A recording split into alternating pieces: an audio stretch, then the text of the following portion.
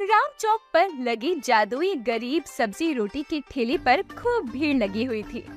तभी उसके सामने फास्ट फूड की रेडी लगाई हुई मगन बोलता है, ना जाने इस गरीब की सब्जी रोटी में ऐसा कौन सा जादू है जो इसके ग्राहक दिन में गरजते घंटों के जैसे बढ़ते ही जाते हैं। और इतना सा छोटा ठेला है इसका, उस पर भी इतना सामान कैसे ले आता है कि रात तक भी इसका सामान खत्म ही नहीं होता। ना जाने क्या राज है। जो भी हो, मुझे पता ना लगाना ही होगा। अरे अगर हर कोई सब्जी रोटी ही खाता रहेगा तो हम जैसे फास्ट फूड वालों का तो जीवन बर्बाद ही हो जाएगा। इतना कहकर मगन अपने काम में लग जाता है और वहीं गरीब सब्जी रोटी वाली की ठेले पर काम कर रही ठेले की मालकिन शांति खुद से कहती है, हे भगवान, ये रमेश जी कहाँ रह गए? दुकान पर ग्राहकों का इतना रश है और ये पता नहीं कहाँ चले गए। अकेले सब कैसे संभालूं? शांति इतना बोल ही रही होती है कि तभी उसकी नजर सामने से आते हुए अपने पति रमेश पर जाती है और रमेश बोलता है, क्या हुआ? ऐसे हाल बेहाल क्यों है तुम्हारा? जी होना क्या है, दुकान पर इतनी भीड़ है और आप पता नहीं कहाँ चले गए थे। अरे मेरा जाना जरूरी था, तुम जानती हो ना, अगर नहीं जाता तो फिर सब्जी रोटी की बिक्री कैसे होती। जी समझती हूँ और सब जानती हूँ। अब आप जल्दी से ग्राहकों को देखो और वो पूड़ियाँ मुझे दो। हाँ हाँ ले लो। इतना कहकर रमेश शांति के हाथ में वो पूड़ियाँ दे देता है और शांति उस पूड़ी को खोलकर चुपके से सब्जी रोटी की भाजी में मिला देती है। वक्त गुजरता जाता है। रमेश और शांति का गरीब सब्जी रोटी वाले ठेला बहुत बढ़िया चल रहा था।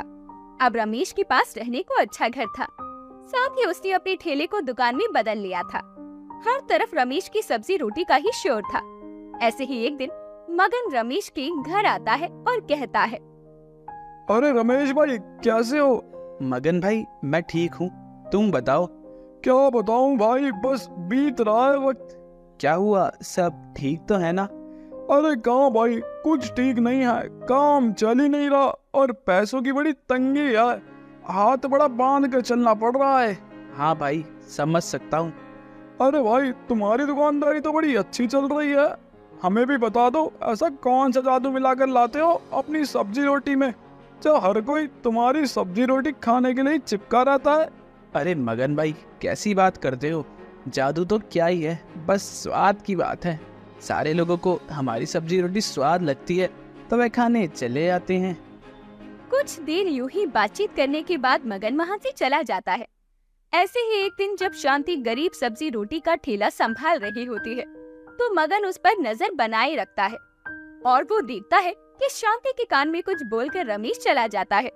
ये देखकर मगन फटाफट से अपनी दुकानदारी बढ़ाकर दबे पांव रमेश का पीछा करने लगता है। रमेश जंगल के रास्ते को पार करता हुआ ऊंची पहाड़ी के पास पहुंच जाता है और पहाड़ी के ऊपर बनी एक गुफा के अंदर जाता है जहां बड़े बड़े शब्दों में लिखा था, खतरा। रमेश उस गुफा के अंदर जाता है। कुछ देर बाद हाथों में पूड़ियाँ लिए वापस लौट आता है और हमेशा की तरह वो पूड़ियाँ लाकर शांति को देता है और शांति उसे सब्जी रोटी में मिला देती है। और ये सब देखकर मगन खुद से कहता है, जरूर जादू इस पुड़िया में है, तभी तो लोगों के दिल और जुबान पर इस शांति और रमेश की सब्जी रोटी का स्वाद लगा हुआ है। कोई और कुछ नहीं खाता, कोई गोलगप्पे नहीं खाता, कोई स्प्रिंग रोल नहीं खाता, बर्गर नहीं खाता, पिज्जा नहीं खाता, ना ही कोई मोमोज खाता है। बस खाता है तो इनकी सब्जी रोटी। इस सारे जादू और सब्जी रोटी का राज उस गुफा में ही छुपा है। मैं भी कल उस गुफा में जाऊंगा और सारी बातों का पता लगा लूंगा और फिर मैं इन दोनों को पीछे छोड़कर अपनी दुकानदारी खूब आगे बढ़ाऊंगा। इतना बोलकर मगन अपने कामों में लग जाता है और अगले दिन वो उसी जगह पर जा पहुंचता है जहां उसे रमेश को जाते देखा था। मगन जैसे ही गुफा के अंदर जाता है तो वो देखता है कि गुफा में चारों तरफ अंधेरा था और एक पुराने पड़े सिलबट्टे के सिवा कुछ भी नहीं था। ये सब देखकर मगन बोलता है, अरे ये क्या नर्क है, पता नहीं वह रमेश का बच्चा यहाँ क्या करने आता है। और मैंने अपनी आंखों से देखा था उसके हाथ में कोई पुड़िया भी थी। समझ नहीं आता उसे किसने दी, यहाँ तो अंदर कोई भी नहीं है। इतना कहकर मगन वहाँ से जाने लगता है कि तभी उस पुराने पड़े सिलबट्टे में से एक आवाज आती है। क्या हुआ मगन, जो तुम ढूंढ रहे थे वह नहीं मिला? तुम्हें भी अपने खाने में स्वाद चाहिए, जादू चाहिए, जो रमेश की सब्जी रोटी में है। रमेश की सब्जी रोटी कोई आम सब्जी रोटी नहीं, बल्कि एक जादुई सब्जी रोटी है, जादुई। ये कौन बोल रहा है? किसकी आवाज है? कौन है यहाँ? और कौन बोलेगा, ये मैं बोल रहा हूँ, सिलबट्टा। मेरी तरफ देखो। अरे मेरे अंदर जो भी मसाला पीसता है ना और फिर उसे अपने खाने में मिलाता है, तो उसके खाने में बरकत ही बरकत होती है। देखा है ना रमेश को कैसे दिन दोगुनी और रात चौगुनी तरक्की कर रहा है, सब मेरी बदौलत है। अच्छा तो ये बात है। मैं पहले ही जानता था कि हो ना हो यह किसी काली विद्या या फिर जादू का ही काम है, वरना उसकी सब्जी रोटी इतनी भी कुछ खास नहीं है। बताओ कैसे करना है तुम्हारा इस्तेमाल? मैं करूँगा और मैं भी अमीर बनूंगा। करना क्या है, बस तुम जो भी मसाले अपने खाने में डालते हो ना, उन मसालों को मेरे अंदर डालकर पीस लो और फिर उसे खाने में मिला दो। उस सिलबट्टे के कहने पर मगन वैसा ही करता है। वो अपने खाने में डालने वाले सभी मसाले उस गुफा में लेकर जाता है और उस जादुई सिलबट्टे में पीस देता है, जिसके बाद पिसे हुए मसाले खुद ब खुद एक पुड़िया में बदल जाते हैं और मगन के हाथों में आ जाते हैं। मगन ये सब देखकर खुश हो जाता है और जल्दी से जाकर सारा मसाला अपने खाने में मिला देता है। कुछ ही देर में उसके पास ग्राहकों की भीड़ भी आने लगती है, लेकिन जो कोई उसके खाने को चखता है उसे खरी खोटी सुनाकर जाता है, क्योंकि उसके खाने का स्वाद जरा भी अच्छा नहीं था। ऐसे ही एक ग्राहक उस पर चिल्लाते हुए बोलता है, आए हाय, सारा मुंह का स्वाद खराब कर दिया। कितनी गंदी चाउमीन बनाई है भाई तुमने। एक तो 50 रुपए भी दिए, ऊपर से हमारा टाइम भी खराब कर दिया। क्या बदले में ये गुड़ गोबर दे रहे हो तुम ही खा लो इसे। आजकल के लोग पता नहीं क्या क्या करते हैं, ना ही इसमें मसाला है ना ही मिर्च है। इतना बकवास है कि क्या ही बताऊं। लोगों को लूटकर इतना पैसा कमाते हो और खाना तक अच्छा नहीं देते हो। मगन को खरी खोटी सुनाकर वो वहाँ से चला जाता है, जिसके बाद मगन गुस्से में तिल मिला जाता है और वो अपना जादुई मसाला मिला हुआ खाना खाता है और उसे खुद भी उस खाने का स्वाद बिल्कुल अच्छा नहीं लगता। जिसके बाद वो गुस्से में तिल मिलाता हुआ शाम को रमेश के घर जाता है और उसे सारा सच बताते हुए कहता है, रमेश के बच्चे, मुझे सब पता है कि तू कैसे अपनी जादुई सब्जी रोटी बनाता है। जो उस जादुई सिलबट्टे में मसाला पीसकर अपनी सब्जी रोटी में मिलाता है ना। बता, तूने इस सिलबट्टे को क्या सिखाया था? अरे तेरी वजह से जो थोड़े बहुत ग्राहक भी मेरी दुकान पर आते थे वो अभी बंद हो गए। पहले तो तूने हमारा धंधा वैसे ही चौपट करवा दिया था और अब तूने बिल्कुल ही मंदा करवा दिया है। सच सच बता, तूने क्या किया है? अरे भाई, मैंने तो कुछ नहीं किया। तुम उस जादुई सिलबट्टा से क्यों नहीं पूछ लेते कि क्या हुआ है और क्या नहीं? हमारी सब्जी रोटी में तो कोई कमी नहीं आई है। इतना कहकर दोनों उस जादुई सिलबट्टे के पास गुफा में जाते हैं, जहाँ वो सिलबट्टा हंसते हुए बोलता है, क्या हुआ मगन, तेरे ग्राहकों ने तुझे बुरा भला सुनाना शुरू कर दिया क्या? तू लालची है, कपटी है और दुष्ट इंसान भी है। तेरे साथ तो यही होना चाहिए। जो रमेश का काम बंद करवाना चाहता था, इसलिए तुझे तेरे कर्मों का बुरा फल दिया है मैंने। तू जानता भी है, रमेश हर महीने अपने कमाए हुए पैसों में से गरीबों के लिए मुफ्त राशन बंटवाता है, उन्हें सब्जी रोटी भी खिलाता है, और तू अपनी दुकान पर आने वाले ग्राहकों को लूटता है और उन्हें गंदा सामान खिलाता है। तुझे क्या लगता है कि हमें कुछ पता नहीं चलेगा? हमें सब पता है। ये जादू है, जादू। जादू जो संवार सकता है वो बिगाड़ भी सकता है। रमेश की सब्जी रोटी जादुई सब्जी रोटी है, क्योंकि वो जादू मेरा है, क्योंकि रमेश अच्छा है और तू बुरा है, बुरा। इतना कहकर सिलबट्टा अपने आप ही गायब हो जाता है, जिसके बाद मगन हाथ मलता हुआ गुस्से में उस गुफा से चला जाता है। वहीं दूसरी तरफ रमेश की दुकानदारी वैसी की वैसी ही चलती जाती है। हर दिन उसकी दुकान पर ग्राहकों की भीड़ बढ़ती जाती है। अब बिना जादुई मसाला डाले भी रमेश की जादुई सब्जी रोटी लोगों के मन में और जुबान पर अपना स्वाद चढ़ा देती है और रमेश की तरक्की बढ़ा देती है। पूरे गांव वालों की भीड़ सुरेश पर पत्थर मार रही थी। सुरेश की पत्नी मोना सभी से हाथ जोड़ जोड़कर लगातार माफी मांग रही थी, पर गांव वाले शांत नहीं हो रहे थे। भीड़ से थोड़े ही दूर खड़ी हुई मोना की बहन पूजा ये सारा नजारा देखकर बेहद खुश हो रही थी और हंसते हुए अपने मन में बोलती है, आ गया ना उस पहाड़ के नीचे। मैंने बोला था ना मेरी बात मान लो, लेकिन नहीं, मेरे जीजा जी को तो अपनी ही चला दी थी। अब करवा लेना लोगों के सामने अपनी बेइज्जती। पूजा से पंगा लेने का यही नतीजा होता है। मैं जो चाहती हूँ उसे हासिल तो मैं करके ही रहूंगी। अब सारे गांव वालों की नजर में मेरे दीदी और जीजा जी का नाम इतना ज्यादा खराब हो जाएगा ना कि कोई भी उन पर थूकेगा तक नहीं। तो फिर फिश बिरयानी खाना तो बड़ी दूर की बात है। जैसे जैसे भीड़ शांत होती है और वहाँ से लोग चले जाते हैं, पर पत्थरबाजी से मोना और सुरेश दोनों को काफी चोट लग जाती है। तभी आंखों में मगरमच्छ के आंसू लिए पूजा उन दोनों के पास आती है और बोलती है, अरे दीदी, ये सब क्या हो गया? मैं जानती हूँ कि आप लोगों ने कुछ भी गलत नहीं किया है, पर कोई भी हमारी बातों पर यकीन करने को तैयार नहीं है। चलिए घर चलते हैं, मैं आपकी मलहम पट्टी कर देती हूँ। कितनी चोट लगी है आप दोनों को। इतना कहकर पूजा सुरेश और मोना को घर ले जाती है और वहाँ जाकर उनके जख्मों पर मलहम लगाती है। और पूजा कुछ वक्त पहले के बारे में सोचने लगती है। सुरेश और मोना का एक गांव में छोटा सा घर था। दोनों ही पति पत्नी बहुत ज्यादा ईमानदार किस्म के थे। उनके स्वभाव की वजह से सभी गांव वालों से पूजा और सुरेश की अच्छी बोलचाल थी। दोनों पति पत्नी को खाना बनाने का बहुत शौक था। सुरेश गांव की ही नदी से मछलियां पकड़ता था और फिश बिरयानी का ठेला लगाया करता। मोना भी अपने पति का फिश बिरयानी का ठेला लगाने में खूब हाथ बटाया करती। ऐसे ही एक दिन सुरेश की ठेली पर बैठा हुआ गांव का सरपंच धनीचंद बिरयानी खाते हुए बोलता है, मानना पड़ेगा मोना और सुरेश, जितना स्वाद तुम दोनों के हाथों में है ना, इतना तो किसी के हाथों में भी नहीं है। मैं तो अपनी बीवी से भी कहता हूँ कि तुम जाकर सुरेश और मोना से फिश बिरयानी बनाना सीख लो। सच में एक बार खा लो तो मन करता है कि बस खाते जाओ और खाते ही जाओ, पर पेट का भी तो ख्याल रखना पड़ता है ना। धन्यवाद जमींदार साहब, यह तो आप सभी गांव वालों का प्यार है जो हमारी फिश बिरयानी का काम ऐसे ही चला जा रहा है। अरे तुम लोगों की मेहनत भी है, सिर्फ हम गांव वालों का प्यार ही नहीं है, तुम्हारे हाथ का स्वाद भी है और दाम भी तुम्हारा अच्छा ही है। तो फिर क्यों ना खाएं फिश बिरयानी तुम्हारी।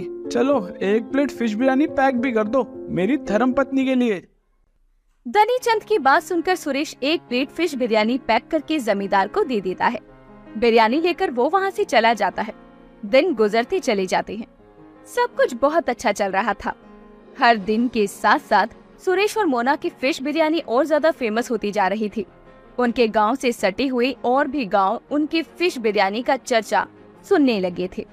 ये सब कुछ देखते हुए एक दिन मोना अपने पति से बोलती है, सुनिए जी, अब हमारी कमाई अच्छी होने लगी है।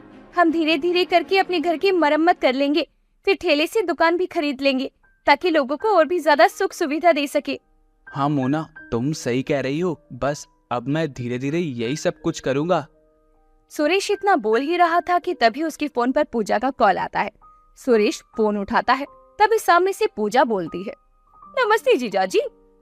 नमस्ते पूजा, कैसी हो? मैं बिल्कुल ठीक हूँ जीजा जी। मैं कुछ दिनों के लिए आपकी और दीदी के पास रहने के लिए आ रही हूँ। कल शाम तक मैं आपके घर पर आ जाऊंगी। मेरे आने की तैयारी कर लीजिए। बिल्कुल बिल्कुल, आओ आओ, तुम्हारा इंतजार है।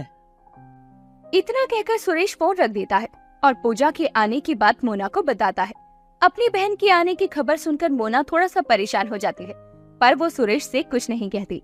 अगले दिन शाम को मोना की बहन पूजा घर आती है और आते ही अपनी बहन के गले लगकर बोलती है, कितने दिनों बाद मिल रही हूँ दीदी आपसे, कितना सुकून मिल रहा है आज आपसे मिलकर। सच में आपको तो मेरी याद ही नहीं आती, कभी खुद से बुलाती भी नहीं हो कि आज मिलने आ जा। ऐसी कोई भी बात नहीं है पूजा, तुम बैठो, मैं तुम्हारे लिए चाय नाश्ते का प्रबंध करती हूँ। ऐसे ही सभी लोग बैठकर बातों के साथ साथ चाय नाश्ता करते हैं। कुछ दिन गुजरते हैं। क्योंकि पूजा एक लालची और कपटी स्वभाव की औरत थी, इस वजह से अपने जीजा और दीदी की फिश बिरयानी के ठेले से होती हुई कमाई देखकर उसके मन में लालच जागने लगता है। और एक शाम जब पूजा मोना और सुरेश को अपनी दिन भर की कमाई गिनते हुए देखती है तो वो मन में सोचती है, मेरे जीजा जी तो बहुत पैसे कमाते हैं, क्यों न मैं अपने जीजा जी को अपने चंगुल में फंसा लूं। फिर उसके बाद मेरे जीजा जी अपनी सारी कमाई मेरे हाथ में दे देंगे और अपनी बहन को मैं अपनी जिंदगी से लात मारकर निकाल दूंगी।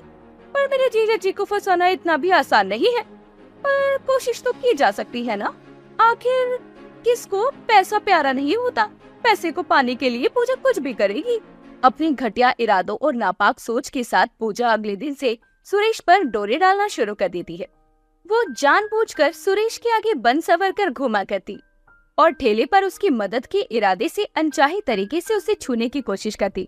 ऐसे ही एक दिन मोना की तबीयत खराब होती है और सुरेश पूजा के साथ ठेले पर जाता है, जहाँ पूजा सुरेश का हाथ पकड़कर उसे बोलती है, जीजा जी, मैं आपको बहुत पसंद करती हूँ और अब से नहीं, जब से दीदी से आपकी शादी हुई है ना, तब से पसंद करती हूँ। वो तो मैं दीदी से छोटी थी, इसलिए घर वालों ने मेरी शादी आपसे नहीं करवाई। अगर मेरा बस चलता ना तो मैं दीदी की जगह खुद मंडप पर बैठ जाती, पर अभी भी देर नहीं हुई है। आप मुझे अपना लीजिए ना, मैं आपको वो सारा सुख दूंगी जो मेरी दीदी आपको देती है। बस एक बार मेरे प्यार को और मुझे अपना कर तो देखिए। पूजा की बात सुनकर सुरेश को बहुत तेज गुस्सा आता है और वो पूजा को खुद से पीछे धक्का देता है और बोलता है, पागल हो गई हो क्या पूजा? ये क्या बकवास कर रही हो? मैंने तुम्हें हमेशा अपनी छोटी बहन की नजर से देखा है। तुम्हारे इरादे को तो मैं पहले ही समझ गया था, लेकिन आज तुमने अपने मुंह से भी सच बोल दिया। दोबारा अगर अपनी घटिया जुबान पर यह बात तुम लेकर आई ना, तो मैं सारी सच्चाई तुम्हारी दीदी को बता दूंगा। सुरेश की बात सुनकर पूजा चुप हो जाती है और शाम को पूजा अपने आप से बोलती है, मेरे जीजा जी तो मेरे बस में आएंगे ही नहीं। ये वाला प्लान तो फेल हो गया, लेकिन मैं पैसा अपने हाथों से जाने भी नहीं दूंगी। जमा जमाया काम, जमे जमाए लोग। ये पैसा तो मुझे अपने हाथों में लेना ही है, फिर चाहे मुझे अपनी दीदी और जीजा जी दोनों को ही रास्ते से हटाकर खुद ही अपना नाम क्यों न लगाना पड़े। पर मैं अभी पीछे नहीं हटूंगी। अब मुझे कुछ ऐसा करना होगा जिससे गांव वाले इन दोनों को इस गांव से बेदखल कर दें। इतना कहकर पूजा अपनी दीदी और जीजा का फिश बिरयानी का काम ठप करवाने के लिए अपने किसी जानकार की मदद से एक खास किस्म का जहर मंगवाती है और हर दिन बिरयानी में मिलाने लगती है। धीरे धीरे उस जहर से गांव के लोग बीमार होना शुरू हो जाते हैं। जमींदार और उसकी पत्नी भी इस बीमारी की चपेट में आ जाते हैं। जमींदार एक बड़े अच्छे अस्पताल में जाकर इलाज करवाता है तो उसे बीमारी की जहर के बारे में पता चलता है, जिसके बाद सारे गांव वालों में ये बात आग की तरह फैल जाती है कि सुरेश और मोना दोनों सभी को जहरीली फिश बिरयानी परोस रहे हैं। जिसके बाद सभी लोग गुस्से में एकत्रित होकर सुरेश और मोना के ठेले पर पहुंचते हैं और उन्हें खूब खरी खोटी सुनाकर पत्थरबाजी करना शुरू कर देते हैं। मैं बहुत अच्छे से जानती हूँ कि ये जो कुछ भी हुआ है ये जरूर किसी का षड्यंत्र है, और किसका है मैं ये भी जानती हूँ। बस मुझे अभी सारी गुत्थी को सुलझाना है ताकि मैं सभी गांव वालों के सामने आपको और अपने आप को बेगुनाह साबित कर सकूं। मोना, मैं भी तुम्हें कुछ बताना चाहता हूँ। इतना कहकर सुरेश पूजा की हरकतों के बारे में मोना को सब कुछ सच सच बताता है। इसके बाद चीज और भी ज्यादा साफ होने लगती है। मोना अपनी बहन पूजा पर नजर रखने लगती है। सभी की नजरों में नाम बदनाम करने के बाद पूजा सुरेश और मोना की जगह पर फिश बिरयानी का ठेला लगाना शुरू कर देती है। एक दिन जब पूजा ठेले पर काम करती है, तभी घर पर मोना उसके सामान की तलाशी करती है, जिसमें उसे वही जहर मिल जाता है जो वो फिश बिरयानी में मिलाया करती थी। उसे लेकर मोना जमींदार के यहाँ पहुँचती है और बोलती है, जमींदार जी, यही है वो जहरीला पदार्थ जिसकी वजह से पूरा गांव बीमार हुआ। पर ये मैंने किसी के भी फिश बिरयानी में नहीं मिलाया है, ना ही मेरे पति ने। इसे मिलाने वाली मेरी बहन है, वो जहरीले पदार्थ को लेकर आई है। आप चाहें तो इसकी जांच करवा लीजिए। मैं और मेरे पति बिल्कुल बेकसूर है, हमने ऐसा कुछ भी नहीं किया है। अगर तुम बेकसूर हो और तुम्हारी बहन ने यह सब कुछ किया है, तो वह ये जहरीला पदार्थ लाई कहाँ से? हमें इस बात का पता लगाना होगा, तभी हम इस बात का पूरा खुलासा कर पाएंगे। मैं जानती हूँ कि वो ये जहर किस लिए लेकर आई है और किससे लेकर आई होगी। चलिए मेरे साथ। इतना कहकर मोना जमींदार के साथ मिलकर पूजा के एक बहुत ही अच्छे दोस्त के पास पहुँचती है, जिसे नशा करने की आदत थी। जमींदार पुलिस धमकी देकर पूजा के दोस्त से सारा सच निकलवा लेते हैं। इसके बाद सबूत लेकर मोना और जमींदार गांव पहुंचते हैं। जमींदार जी सभी गांव वालों के साथ एक पंचायत बैठाते हैं, जहां पर सारी बातों का खुलासा किया जाता है और पूजा हाथ जोड़ते हुए सभी से बोलती है, मुझे माफ कर दीजिए, मुझसे बहुत बड़ी गलती हो गई। मुझे ऐसा नहीं करना चाहिए था। तुम्हारी गलती की कोई माफी नहीं है। धिक्कार है तुम्हारी जैसी बहन पर। तुमने एक बार भी किसी की जान की परवाह नहीं करी। तुम जैसे इंसान का तो ना होना ही बेहतर है। सब साफ होने के बाद धनी चंद पूजा को पुलिस के हवाले कर देते हैं। धोखाधड़ी और जहरीले पदार्थ का आदान प्रदान करने के जुर्म में पूजा को लंबे अरसे के लिए जेल की सलाखों के पीछे बंद कर दिया जाता है और एक बार फिर से सुरेश और मोना अपनी फिश बिरयानी बेचना शुरू कर देते हैं।